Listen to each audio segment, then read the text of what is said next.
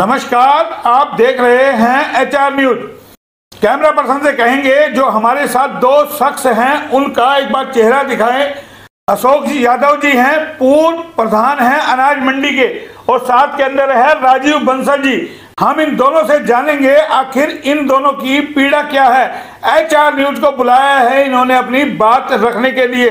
पहले इनकी जानते हैं आखिर क्या वजह है, क्या परेशानी है इनकी, सीधा एक बार इन्हीं की जुबानी जानते हैं। अशोक जी ये बताइए, परेशानी क्या है, वजह क्या है, आपने आज HR न्यूज को बुलाया है?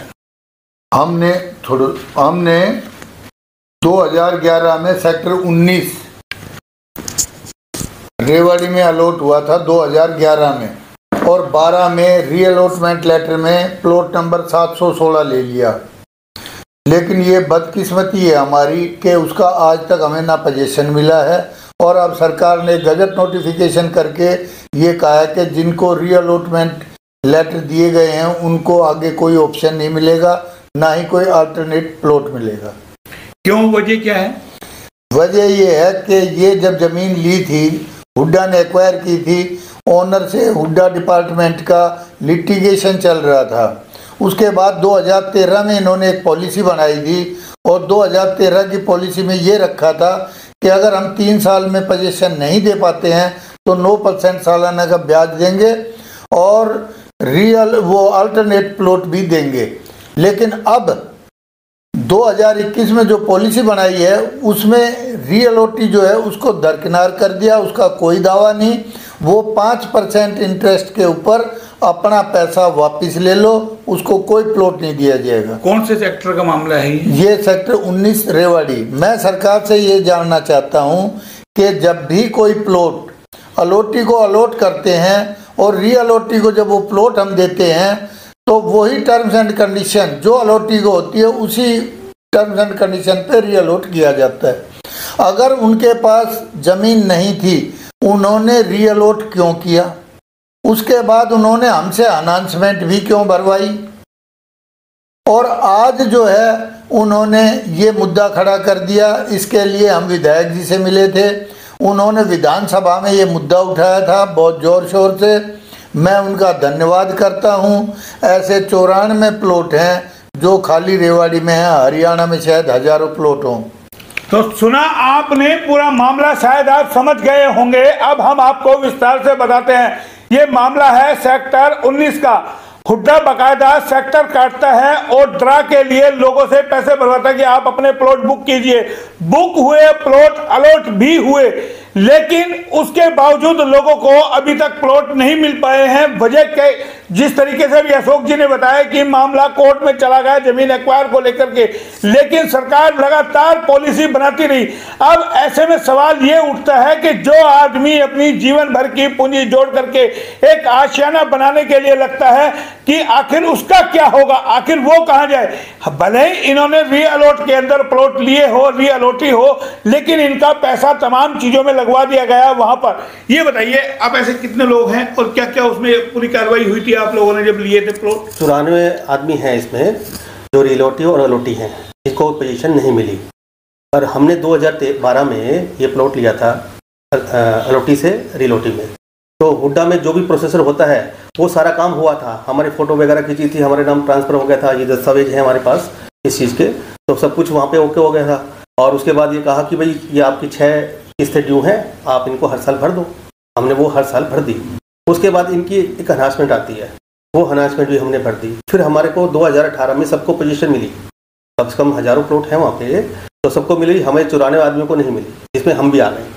तो हम गए वहाँ पे, तो हमें भी पोजीशन दो, जब हमारा कोई ड्यू ही नहीं है, अगर ड्यू है तो हमसे ले लो।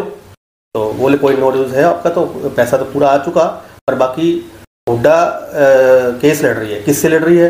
भाई जिसकी ज़मीन अधिग्रहण करी थी उसने केस कर दिया, और हुड्डा जब भी सेटल होगा आपको प्लॉट मिल जाएगा। जब तो ये आश्वासन देते रहे, हम कई बार गए तो आश्वासन के सिवाय और कुछ नहीं मिला।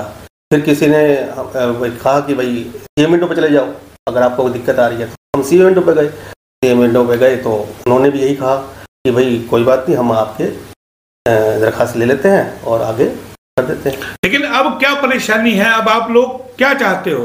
भाई सरकार कहती है आपको प्लॉट नहीं मिलेंगे रीअलॉटी को, आपने पैसा भर रखा है, तमाम चीजें आपसे हो गई, फोटो करवा दी, नींव आपने वहां भरवा दी, फिर अब दिक्कत कहाँ आ रही है? दिक्कत हमें प्लॉट की पोजीशन मिली नहीं ना, दिक्कत ये आ रही है, ना तो दे रहे हैं वो प्लॉट।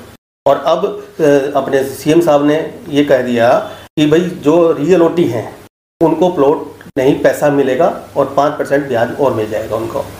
जब हमारी जीवन भर की पूंजी, अगर 12 साल हो गए हमें किसी मकान को बनाना था, हम तो 18 में इसलिए गए थे भाई मकान बने, और हमारा अब जो मकान में रह रहे हैं वो पुराना हो गया तो अब सेक्टर में जाएं, पर ऐसा नहीं हुआ। मतलब लेकिन अशोक जी सवाल ये उठता है ना, अब तक तो प्राइवेट बिल्डर ऐसा करते आ रहे थे, लोगों से पैसा भरवा लेते थे, 10-10, 15-15 साल तक पोजीशन नहीं देते थे, रेरा आया इसके लिए। लेकिन अब तो सरकार के महकमे में ये तमाम चीजें होने लग गई, सरकार ही करने लग गई है, तो छलावा सीधा सीधा आप लोगों के साथ हो गया। 2014 में एक केस हाई कोर्ट में पेंडिंग था, Virendra Singh and others versus Haryana state, वो 2017 में डिसाइड हुआ और उसमें गवर्नमेंट जो है हार गई।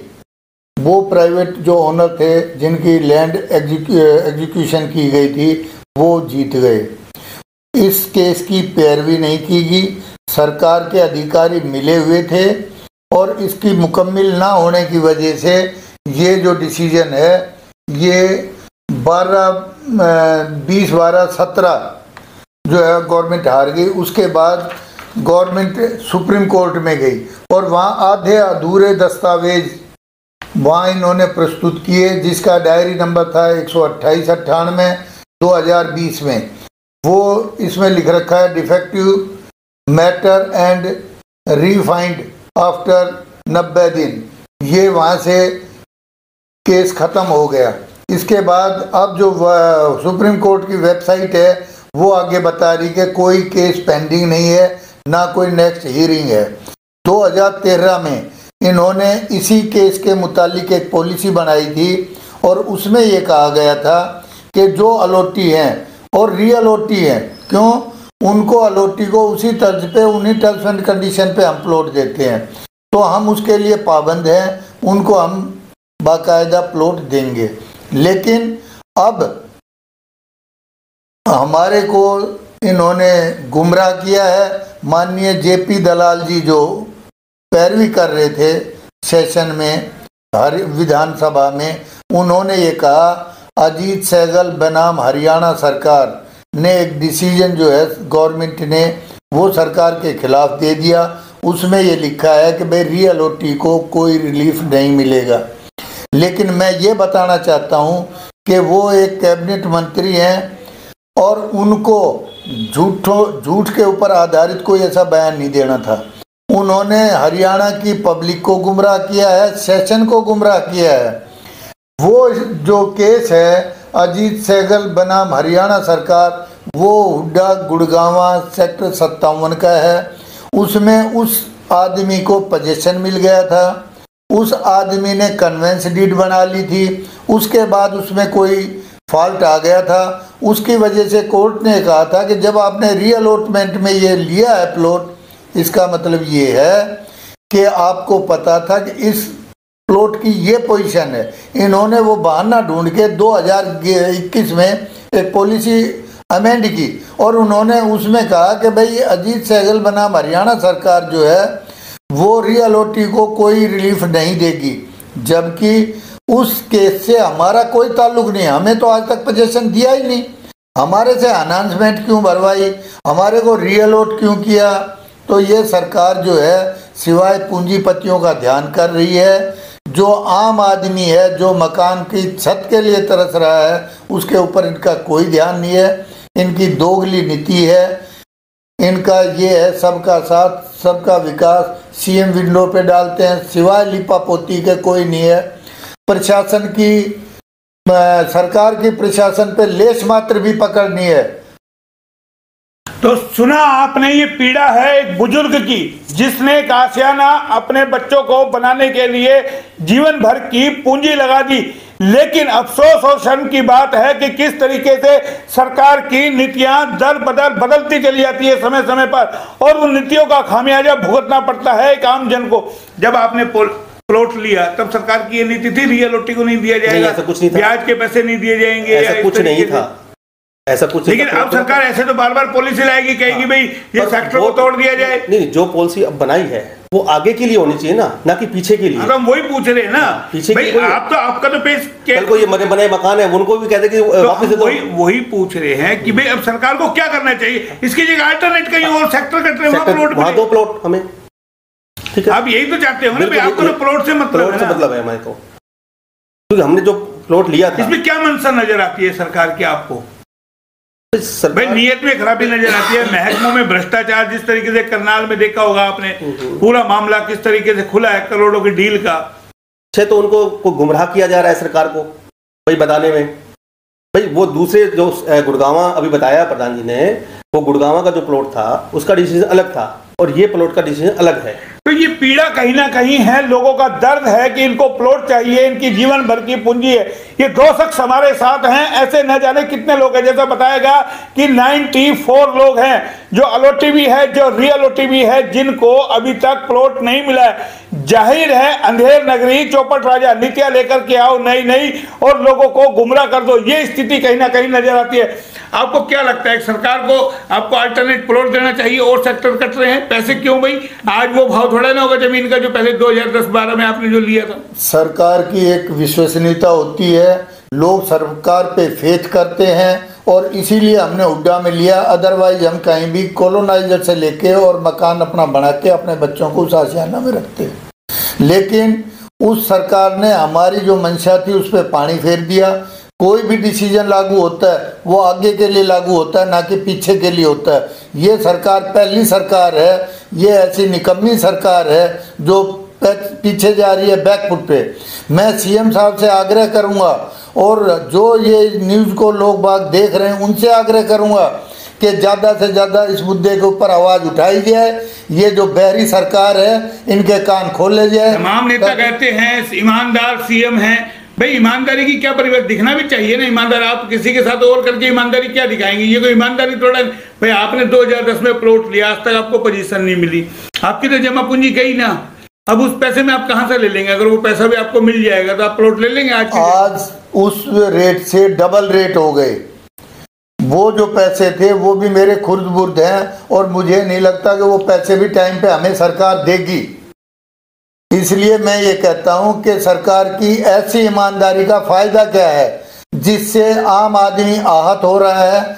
ये सरकार ना सुन रही है ना किसी बात पे कोई ध्यान दे। मुझे तो ताज्जुब इस बात का है कि जो आदमी सेशन में सरासर झूठ बोल सकता है, अपने तथ्यों को छुपाया गया और उनको तोड़ मरोड़ के पेश किया गया, तो जो इतने हमारे नुमाइंदे हैं उनको गुमराह कर दिया। हमारी तो हैसियत ही क्या इस सरकार के साथ। तो देखिए, रेवाड़ी विधायक चिरंजीव राय ने ये मुद्दा उठाया था विधानसभा में।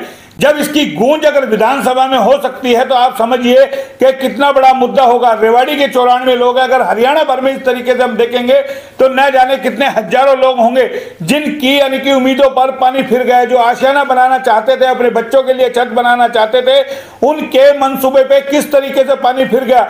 साफ तौर पे माना जाए तो कहीं ना कहीं जिस तरीके से बिल्डर्स करते हैं, कॉलोनाइजर करते हैं, आम लोगों के साथ खिलवाड़ करते हैं, मकान का सपना दिखाते हैं, कई दशकों तक मकान उनको नहीं देते, पैसे पे पैसे भरवाए जाते हैं। वही स्थिति में कमोबेश शहरी विकास प्राधिकरण है जिन्होंने साफ तौर पे कहा जा सकता है सीधा सीधा इन लोगों के साथ छल किया है। आपको लगता है पूरा छल ही किया है? एक तरीके से जब आपके पैसे भरवा दिए गए, तमाम चीजें आपके साथ हो गई, तो आपको प्लॉट तो मिलना चाहिए ना। छल ही तो हो रहा है, हरासमेंट का भी छल ही हुआ है।